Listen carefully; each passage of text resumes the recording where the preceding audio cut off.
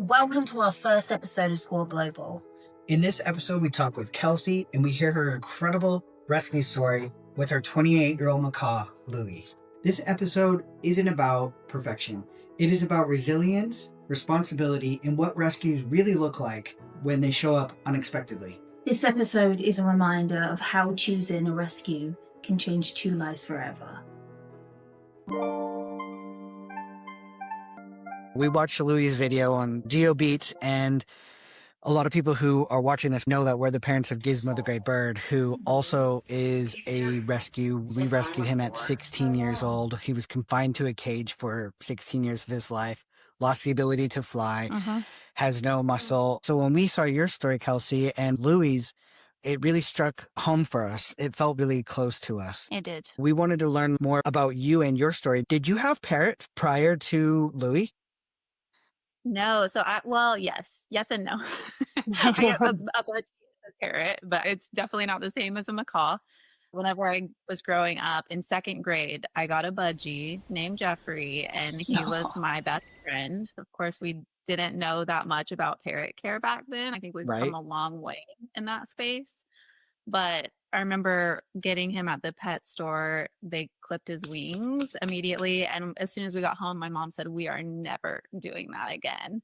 So after his first molt, he just flew around the house and I could clap my hands. He would come to me. That was my first parrot experience. And then I didn't have any until now in my 30s. That's like us. We had zero parrot experience. Zero parrot experience. It was always a dream. You'd see them on TV. You'd see them in tropical places where they just place them on your shoulder. But never in a million years did we think we would be where we are today with two parrots.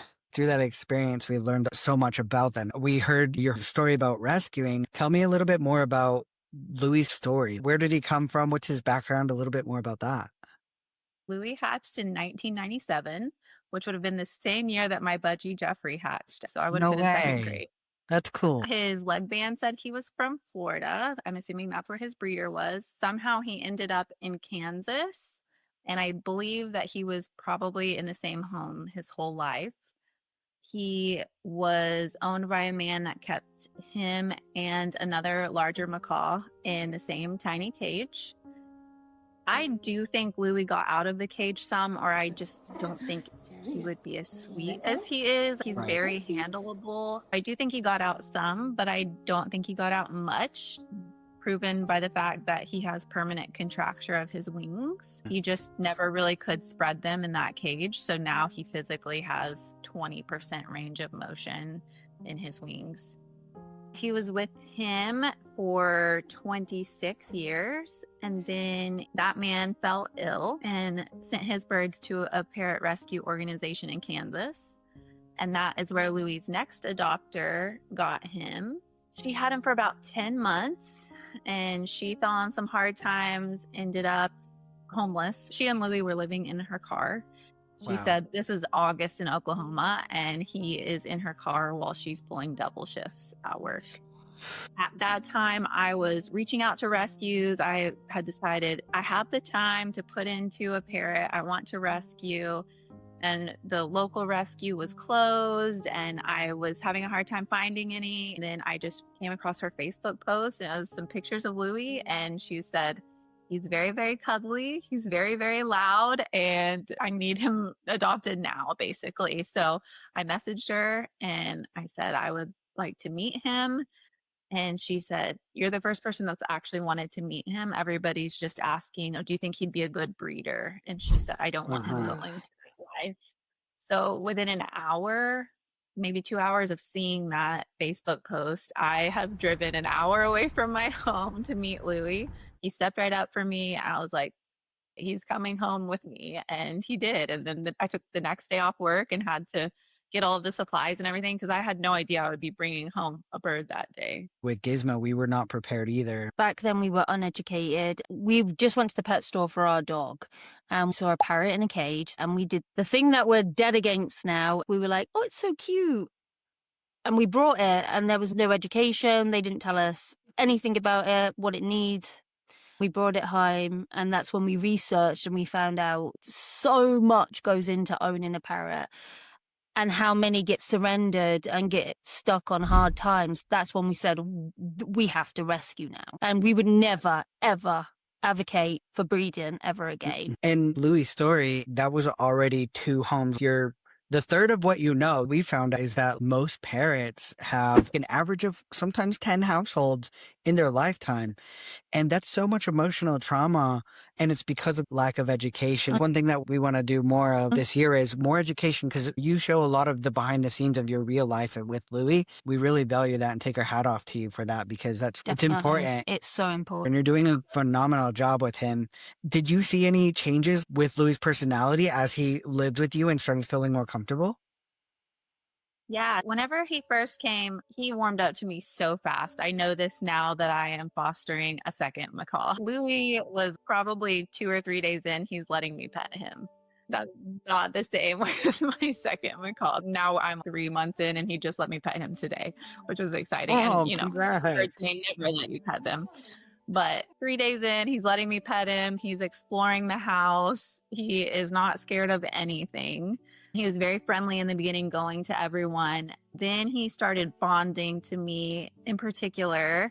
I did all my research ahead of time. I really like Bird Tricks YouTube channel. I had watched probably 100 hours of training videos before I got Louie. I was prepared in that way. I knew what I was getting into as far as that goes.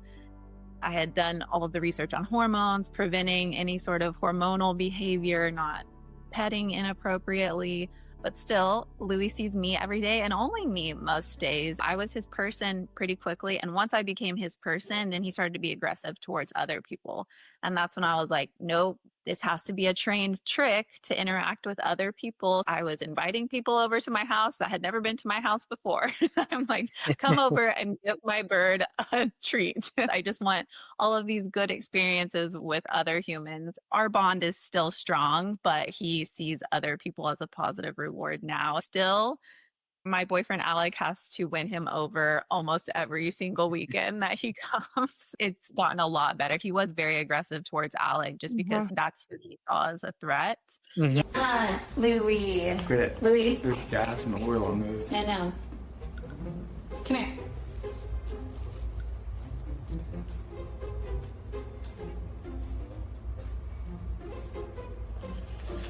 This is a red line. Now it's gotten much better. It's been a little bit of a roller coaster, but used to whenever he would be aggressive or chase me out of a room or try and bite, I felt broken. I thought, I've broken this bird. I've ruined him.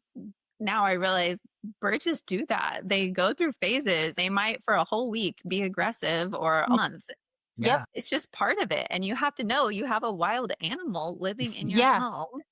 And it's not always like a cuddly thing. You didn't ruin it. You still have to be careful, but it is what it is. Now I take it a little bit more in stride when things go wrong. I think that's where people start becoming scared of the bird when it becomes aggressive through hormones. And that's when they're like, I don't want this anymore. Then they surrender it. And that's the problem. If there was more education on this, then I think a lot of people would be like, okay, this is not forever. Gizmo goes through the same thing. And he used to be so aggressive with Kyle. Before I had to rein myself back and let him feed him and be that positive reinforcement for him, that he accepted him too. But that took a long time. Did. Once he bonded with Emily, they do feel that relationship status in a sense. Yeah. Even our vet recently, we were talking about hormones and stuff, and she said, make sure you always do cuddles in front of him to let the bird know, hey, we're friends, you're not my mate, which I thought was a very interesting behavioral thing, but they have so many characteristics to them. There's just so much to them. They're very smart, emotional, and wild is really the key critical thing. They're not domesticated. No. They are wild animals, and we can't break that behavior. We have to learn to adapt to their behavior. And I think that's different from other animals, and people need to research that prior going in. Come springtime around where we live, and I'm sure it's common everywhere else, but the marketplace is just filled with found bird, unclaimed owners because of the fact that they're just like, I can't handle you, goodbye. And they assume they're a bird, they can survive. No, they were born in captivity. They don't have that training of being a wild animal, even though they are. It's still a learned trait. Other people need to learn those things. For sure. People becoming scared of them and keeping them in their cage. It's such a common story. Half the birds at the rescue where I volunteer, that's their story. Mr. Macaulay is my foster right now. He is 27 and he spent about the last decade in his cage because the bites started getting bad. Somehow they were probably positively reinforced in some way. Even screaming can sometimes be positive reinforcement. It's exciting. He ended up in his cage for 10 years and watching cartoons. What I try to advocate for is, yes, that can happen. Hopefully it doesn't. Hopefully you can work through it, do your research, keep your relationship with your bird. It is scary when you get bitten. I have experienced it, and it does make you think twice about picking them up next time. If you are scared and you know that you can't do it, do rehome them. Do find them a better place to live, because a life in a cage where they can't get out for a decade is not worth living when somebody else might have the knowledge and experience to do better.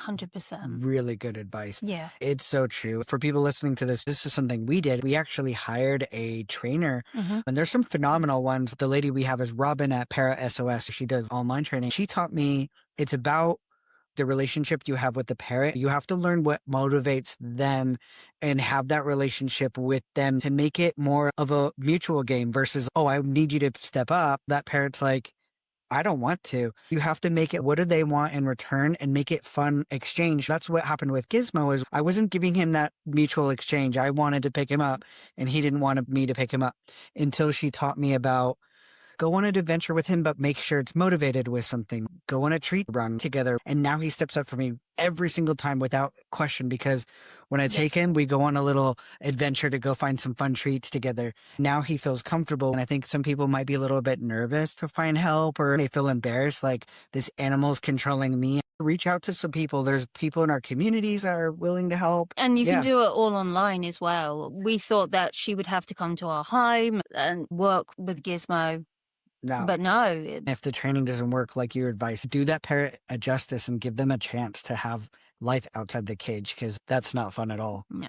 Rescuing Louie, has something changed in you as a person? I've always said my dogs are my babies. They are my children. I love them so much and I'll do anything for them. But then Louie is my best friend. His intelligence level is a little bit higher than my dogs. So we just have a little bit different of a relationship.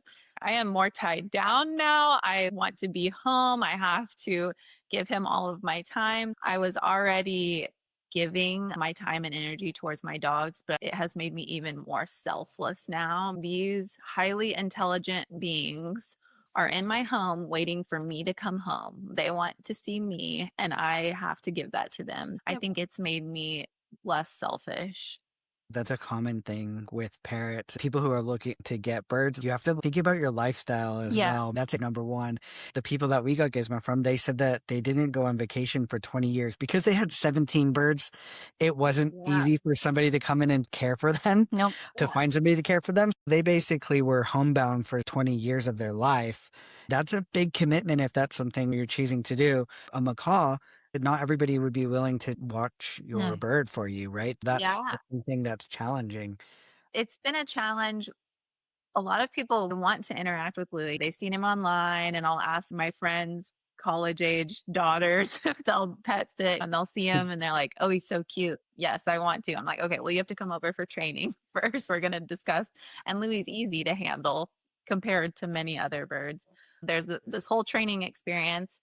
And it's been good. I have 2 pet sitters that I try and rotate back and forth so they can stay on top of their knowledge on how to handle Louie and how to take care of him. But now that I have Mr. Macaulay, who is much less handleable, that's a whole new thing to navigate. And he can be scary. I have to tell them, this is not Louie. Even though you're giving Louie this much respect, Mr. Macaulay deserves this much respect if you want to keep your fingers. I just won't have them handle him, which makes me sad because I'm like, okay, now he's stuck in his cage for however long I'm going to go on vacation. That's a guilt trip. In the end, I think it's better for everyone if everyone stays safe. If you went on vacation, would you have someone come to your home rather than, I'm the same. There's really not anywhere I could take them I don't know if my rescue would even board, but if they did, I just feel like I would be exposing them to potential diseases that they haven't been exposed to, even though they came Exactly. from a rescue. My fear is if I was to drop Gizmo off somewhere to board, even if it was another family that knows birds, I wouldn't feel comfortable thinking, oh, they just left me. Now I'm on my own again. That's what worries me more than anything. We have been away, not for long, probably 5 days max. Mhm. He always knows we come home. We have adult children that can care for him, and he knows. But I would love a family vacation where we could all go together, but that's Yeah, the reality of the having ferrets. reality. It Yeah, sometimes doesn't happen. people don't think about it. I'd love to ask about your social media experience because when you got Louie, were you sharing some clips with him and being like, he's so sweet, I just want to share this casually? Yes, now that I've shared him so much, I get a lot of comments that are like, hey, I'm in a really dark place and Louie brings me joy. Every day I know that I'm going to get a Louie video and that's going to be my smile of the day. It's just crazy to me. Honestly, it feels like a crime not to share Louie. He brings me so much joy and I think he's adorable. I was sharing him on my personal Instagram account and all my friends are like, oh my gosh, he's so cute, he's so cute. And then I put together his whole story, very roughly put together, and that's when GeoBeats reached out. And then once they did their video and it had a massive response, I was like, okay, he needs his own page because I'm getting a lot of weird people following my personal page. Yeah. So that's how that came about. We know that feeling. Yep. We know that feeling too. I wanted to touch base on that comment about people saying they were in a dark place. Somebody asked us recently, do you carry on because you feel pressure from people saying post, post, post? And I said, no. If somebody tells me to do something, I do what I want. But it's the comments like you mentioned about people saying, I'm in a mental health crisis and I didn't know if I could get out of it. But yet just watching Gizmo's content today gave me enough to get out of bed or get out of the house. That was so powerful to us. If we're creating content for that, that was enough for us to carry on. We didn't realize the impact until the comments started coming in. And I'm glad you're seeing the exact same experience. Yeah, it was pretty surprising to me. We get all of the negative comments, all of the weird comments. And so those that reach out with that, it's really special and I really appreciate it. And it makes the negative comments go away. Of course, I still worry. I've gotten this comment a lot and I've had my own thought about it. Oh, you're just posting this cute bird. You're making people want to go buy these cute birds. And that's why I try and do my due diligence. They shouldn't be pets. Please rescue. This is how hard it is. I got bitten today. I try and show all the bad stuff. That bad stuff never goes viral. It's always the cute stuff. There is a little bit of an inner struggle for me with that. We spoke about it being a double-ended sword because you want to share all the cute, fun moments. But we get comments too saying, oh, I brought a bird because of Gizmo. And I'm just like, oh, don't do that. Yeah, we've seen in recent articles about parrots on a mass scale being taken from their homes in the wild. The endangered lists are going higher and higher with these poor parrots. It's such a struggle because we want to share this sweet bond that we have. He brings so much joy, yet the sheer thought of now we're creating a rise of this is such a cool pet to have. That's why this year start doing a lot more educational content about the realities of parrots and also rescuing parrots. The rescue centers here are constantly overrun. They run out of funding all the time and they're making do with what they can because there's so many that need homes. The ones that are in captivity, we cannot release them to the wild, so they do need homes. We really have to just stop the people that are breeding, making money. We want to educate people that's not the right move. Please help rescue and adopt. I actually just did it a couple of days ago. I tried it out doing a little spotlight on one of the birds at the rescues where I volunteer. The rescue where I volunteer, it's been closed since COVID. They moved and then it's been a whole thing with the city trying to get their new building commercially approved. They're full to the brim and they still take birds on. They're so close to getting their final inspection in February. I'm going to start highlighting a few birds and maybe trying to raise some money. We raised a little bit of money for this last bird that's injured, but hey, here's this cute bird, but you could actually have this one. Don't go buy one. There's so many. The lady at the rescue where I volunteer says that her strongest wands have all been with rescues versus babies. She's been dumped with babies that she's had to hand feed, that she didn't buy them. Somebody just had no idea what they were getting into. There's nothing like a rescue bird versus raising one from a baby. When you get a respect from a bird that has already had some experience and they respect you enough to become family, to me, that's just such an honor. It is an right? honor. And people assume, oh, this baby will bond to me more. We have a baby. She has her moments where she's like, nope, you're not my friend today, and I'm going to attack you. Yeah. Me and her are so close, and there's some days that she just attacks me for no reason. And these birds are flock members, and once they become part of your flock, you can earn their respect, and they live forever. Louie's 26, you said now? 28 now. 28, wow. People sometimes will assume they're 28, I won't get a lot of time with them. He'll probably still outlive you. I tell people I have commitment issues and I wanted an old bird, but that's still such a commitment. I still might be looking at 30 years. It gives me anxiety to think that my birds might outlive me. That's why with Mr. Macaulay, give me one of the older birds in case I get super attached and I need to keep him. I don't want to have a 2-year-old bird that might live until he's 80. It's really difficult. We fostered and rehabilitated and rehomed, found some great homes for 3 other birds, and you do get attached. What we've decided is that parrots need a lot of time and attention, and we can't become bird hoarders. I'd love to have every single parrot breed, rescue every single parrot breed, but it doesn't fit into our lifestyle. Gizmo actually doesn't like other birds. He thinks he's human. It's so rewarding to rescue, and I love that you're doing that. I'm fostering. It could potentially be a foster to adopt situation, but I only want to do something that's going to enrich Louie's life. I don't want his quality of life to go down if I get another bird. And I'm just feeling it out, seeing how it goes. I do feel like some birds really need another bird. I don't think Louie is one of those. I think he's Yeah. happy enough with me. Even though he might not be perch mates with another bird, I do think that there is value in having another bird in the room when nobody else is home, even if they're not best friends, that they find Yep. comfort in that. We're just Yep. testing it out, seeing how it goes. They had their second interaction today, and Louie bit Mr. Macaulay's tail, so I'm not sure how it's going to go. I was told that is normal and that macaws are like the jocks in the hallway in high school, so we'll see. No, it is. We got an Indian ringneck and we absolutely loved him. We was going to adopt him and keep him, but the fights were ridiculous, not between Gizmo and him, but between our Jende Konya. She absolutely hated him. She and hated him. we tried everything because we were so in love with him. And he came from a really bad background too. He was just a breeder's bird, so he just had to breed for 7 years solid. We wanted to take that away, and he was with us for a good few months until he was ready, because he was caged too.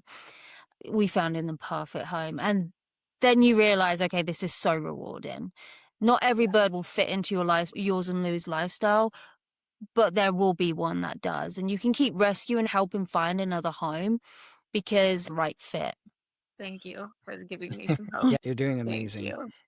What are some of the negative comments that you've seen? There's always comments on how I'm dressed or what I'm doing. But as far as Louie, everyone wants to know why he's naked and, oh my gosh, you got another bird and your one bird is already plucked. You obviously don't know what you're doing. He deserves to be a bird. Why are you making him do these circus tricks? And my response, if I even respond, is normally, one, I am not making him do these tricks. He is begging me to do these tricks. 100%. But being a bird does not mean just sitting on a perch in my living room all day long. Being a bird means using your brain, working for food. There are studies that show animals in general enjoy working for their food more than just it being handed to them. It's exciting. It's a shot of dopamine. I'm trying to keep his brain active. On the flip side of that, other people have been, wow, you really inspired me to start training my bird. He just sits there and I didn't know that they were capable of doing these things. It's inspired some other people to start stimulating their bird in that way. It's always, they belong in the wild. And yes, they do. I agree. Agree. I'm not going to fight with you on that. I think social media is a powerful tool for using it to bond with your parrot because making content, you go above and beyond to create fun environments and do interesting things. So I think there's a lot of positivity in that. The reason why I bring it up is because some people might want to be making content with their parrot, but you have to be aware you're going to get hate and to not take it seriously. We get some all the time. We've had people say, oh, I want to come shoot Gizmo. I want to kill him. The comparing birds is very common. So-and-so is a better bird. Your bird sucks. Yeah. I'm like, what? I was like, really? Roasting and eating Louie, which I feel like some of Oh, them yeah. are like lighthearted because he does look like a rotisserie chicken, but some of them I don't think are very nice. But Yeah. Beak gets a lot of comments, which his beak is not well maintained because he came to me with a very overgrown beak. It's scissored. It was overgrown to the point where now the vets can't just take it all off. They can only Exactly. trim it so short and then it has to stay long. Everybody's an expert on beak care and Yep. your bird beak trim. I've taken him to 3 different vets and they will not make it any shorter. I didn't realize that we had an expert level vet in here. Can you send your number? I'd love to call it. You know, like just things like that because people are always an expert online. I'm sure if we were in a room together, they wouldn't even come and speak to us. Right. The flip side to that is there's an exotic vet that has gotten a pretty big following and her and I follow each other and she was, hey, there might be a surgery I could do to make Louie be able to spread his wings again. There's not a ton of hope to it, but she was like, I'm going to do some research and see what the success rate of that is. And without social media, I would never have come into contact with somebody. I've taken him to 3 different vets and nobody's ever said anything like that. There are definitely upsides to social media too. Oh, 100%. We're big advocates on social media. For one, the community that we have, we've made some lifelong friends through it, sharing stories that you can't get from your local areas of people that have experienced things because parrots are so vast and different. They're not all the same. So Yep. being able to share a story and finding somebody maybe across the world that had that exact same experience and share their knowledge, and the vets reaching out and saying, hey, there's some research that I'm doing that maybe your vets in your area have never thought about.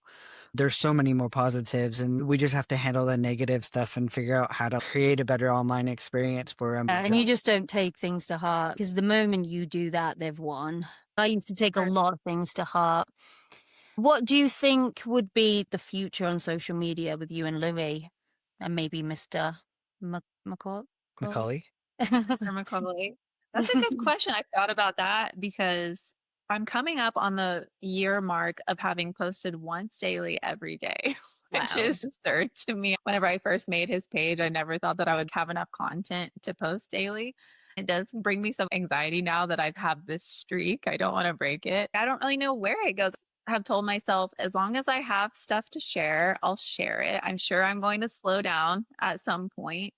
You also get to a point where you're like, oh, I feel like I've already shared this enough. Who else would want to see Louie doing the same game? Which apparently a lot of people still want to see Louie doing the same game. I have always said that my retirement plan is I would want to own a bird rescue. That's how I decided to get Louie is okay, I'm not retired and not have enough for that many birds, but I could take on 1. And here I am with 2.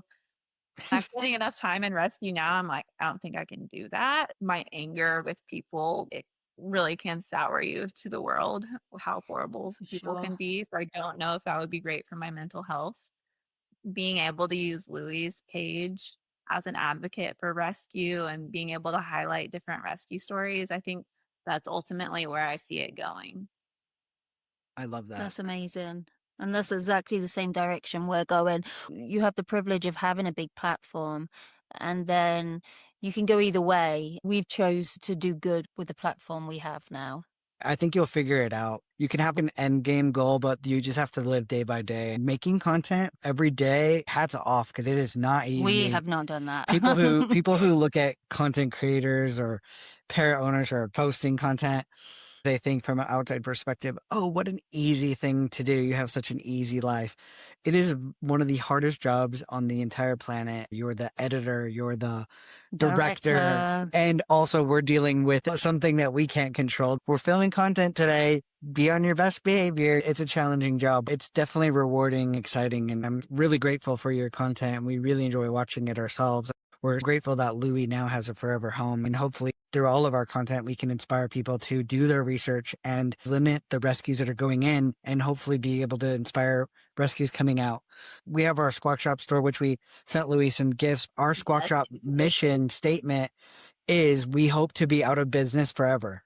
We hope that one day we never have to make toys for parrots.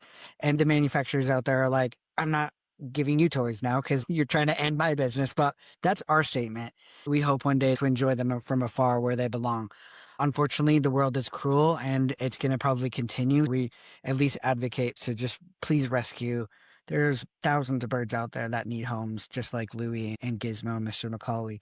Continue advocating for that. And then to end this, we put together some rapid fire questions. Nothing crazy, because Louie's a macaw.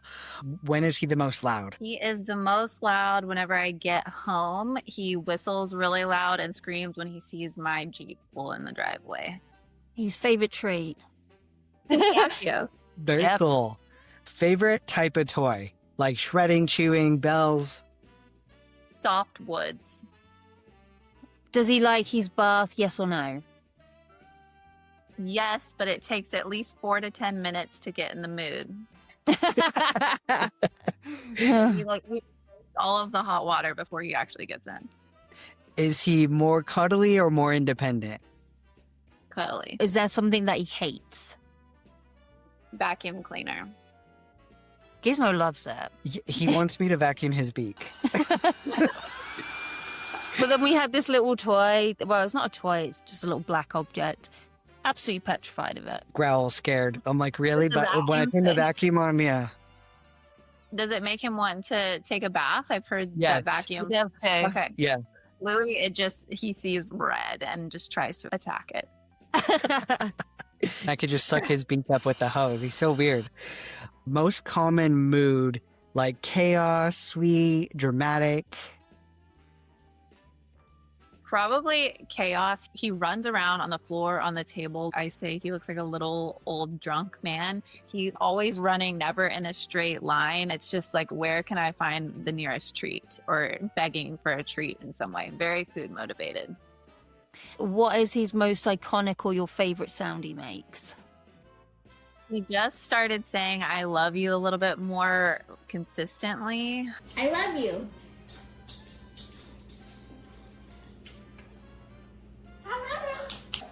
I love you. I love you. I love you.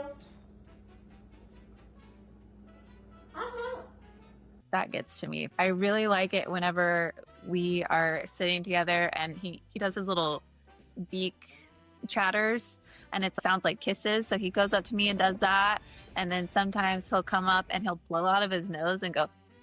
It's just a very cute little noise, but he's doing it intentionally at me. And I think that's adorable. I love that. We haven't done it for a while, but we have an online flock where Gizmo will go live with other birds. They can hear each other and they've all begun to know each other. They know their owners' voices. If there's a day, one day we can organize you to come in. But Yeah, it's so I much think that'd be fun cool. for It's I them. don't really know if fun. would realize it or not, but it would be interesting to see his reaction to that. Sometimes we face the camera to Gizmo, but most of the time he can't see them, but he hears them and Gizmo knows when we're live and he knows when Yeah. we're recording. I don't know how he knows that. It's been amazing. And then they've all picked up each other's staple things. Are they all Gizmo greys? he's not the best influence, I would say. They're not all grays. No, not all greys. Not all greys. We've had some macaws. We have had some macaws. Yep. Yep. Join us. We've had all kinds of. Every single parrot. We just got so busy, but we used to do it nearly every night. People look forward to it, and we had so many boxes with all these different birds, and then Gizmo would get annoyed, so we had to scale it down just to his friends because he's just like, It's very interesting seeing how they react online. yeah. What is something that you would want to leave somebody listening to this today? I think we've probably beat this like a dead horse, but birds are such difficult pets to have. Even the happiest bird in captivity, I don't believe is as happy as a bird that has never lived in captivity. Even if your bird has a cage-free life and it free roams around your house, it shouldn't be stuck in your house. If there's any way we can prevent another bird from having to live this life, it is not supporting breeders, not supporting pet stores. And if you really want to live with one of these special little creatures, go volunteer. Try and form a bond with a bird at a rescue before taking it home. Clean cages, do all of the things that you would have to do, and see if you think you could actually deal with that bird that can be as loud as a police siren in your living room. No, that's amazing. I just love that we are completely on the same page on everything. Even the start of our story and the social media success, everything is very similar, and I can resonate with you so much. Thanks for having me on. It was No, so good to thank meet you for being on. Tell everybody where they can find you. Obviously, we're going to drop links and we're going to have it on screen of who you are, but tell us where we can watch you. Louie has a YouTube, a TikTok, an Instagram, and now even a Facebook. And he is at No Plucks Given, which the little old ladies at the hospital where I work, there are some volunteers that save the newspapers, and I come and pick them up to bring them to the rescue. That's another thing. If you get newspapers, save them and donate them to your local rescue. Love Anyways, they were asking about Louie, and I gave them my social media, and she goes, "Oh, no plucks given. Now, what does that mean?" I was like, "Oh, I've never had to explain that before." I love it. When you put that in, were you shocked that was available? Because I feel like that's such a good name. Yeah, I tried a lot of different things, like I don't give a pluck, that type of stuff. And then whenever I finally found that, I was like, oh my God, and on all platforms. So Right? we looked up that one. Thank you, Kelsey, Thank for you. your time, and give Louie some scriptures from this. Thank you so much for watching our first episode of Squawk Global. And a huge shout out to Louie and Kelsey for trusting us with their story. And this is really important for these stories to be out there. Stories like this deserve to be heard. The good, the bad, and everything in between. This is just the beginning, and we're going to be bringing real conversations with exotic vets, Rescue stories, educators in all shapes of the bird life. and the unfiltered realities of parrot life. If you have a powerful, heartbreaking, inspirational, funny bird story, please drop it in the comments. We want to hear from more community members just like you. And if this episode hits you in the feels, Leave Louie and Mom some love in the comments. thank you, and we'll be back soon.